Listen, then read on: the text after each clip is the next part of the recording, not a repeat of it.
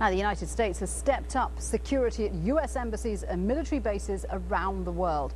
Washington is concerned there may be a violent backlash to a report on CIA torture techniques, which will be released in a few hours. The report took the Senate Intelligence Committee years to compile.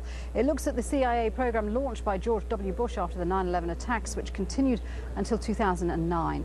At secret prisons in more than 50 countries, detainees were subjected to sleep deprivation, stress positions and waterboarding. Most of the report, which runs to 6,000 pages, will remain classified. The public will only get to see a censored summary of 480 pages after pressure from the CIA and the White House. That's where Shihab Ratanzi picks up the story in Washington. This is the most transparent administration in history. This week, that assertion by President Obama is yet again being tested. First, there's the Senate Intelligence Committee's report into the U.S.'s use of torture after 9/11. I have grave concerns that the CIA's search may well have violated the separation of powers principles embodied in the United States Constitution. That's the head of the Senate committee complaining about the CIA spying on its staffers as it poured over 6 million pages of classified documents to compile the report. President Obama's CIA director, John Brennan, had eventually to apologize after initially denying the charge. But the CIA has spent months attempting to black out as many pages as it can. The conclusions, though, have already been leaked. Not only was torture not effective in gathering intelligence, the CIA misled the government and Congress on its effectiveness and its brutality.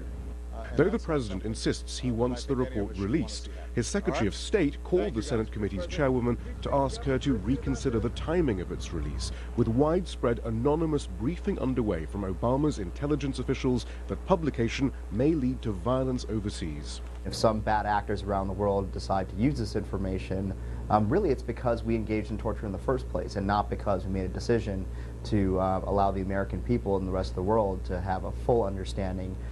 Warning about the potential for violence is a common tactic used by the Obama administration. For example, it will have to prove on Friday that violence will be the result if some 2,000 photos from Iraq and Afghanistan are published. Some are said to show abuses far worse than those from Abu Ghraib, and put to rest the idea that torture was the result of a few bad apples. This was a systematic, policy that was established from the very highest levels of government. Potential international outrage is also being cited as a reason not to release 11 hours of recordings of a Guantanamo prisoner being violently removed from his cell and force-fed to prevent his hunger strike. But the question being asked is why official policy appears to ensure imprisonment at Guantanamo is as inhumane as possible. It is very surprising, especially for a president that has said that Guantanamo has to be closed. And overarching all these cases is the question of why the Obama administration is opposed to accountability for practices it says it knows are wrong. Shihab Ratanzi, Al Jazeera, Washington. Former Bagram and Guantanamo detainee Begg told us what he expects to see from the report. I don't think there will be anything new at all. In fact, I believe that they'll probably try to black out some of those pages, as has been said. We know that there were images of the torture that have come out from Iraq, and that is key because we're asking as to why IS has risen and why there's been such an inflammation of the situation in that region. That's where the torture began, and that's where the torture was justified. That's where the torture continued by the Maliki regime afterwards, and that's where, as a result of responding to that torture and abuse, that IS rose. And we need to remember that Al-Qaeda was never in Iraq before the invasion. So that invasion itself was based on torture evidence. If you look at the case of Ibn al-Sheikh al-Libi, who was tortured into giving a false confession, which was used by the United States to argue for a case of war in Iraq. The US government now says that it's deeply worried that releasing this report could cause a violent backlash against US interests and US allies abroad. Do you expect such a reaction?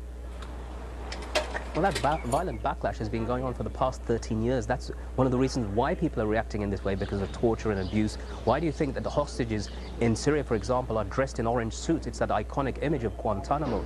And so that's what's happened.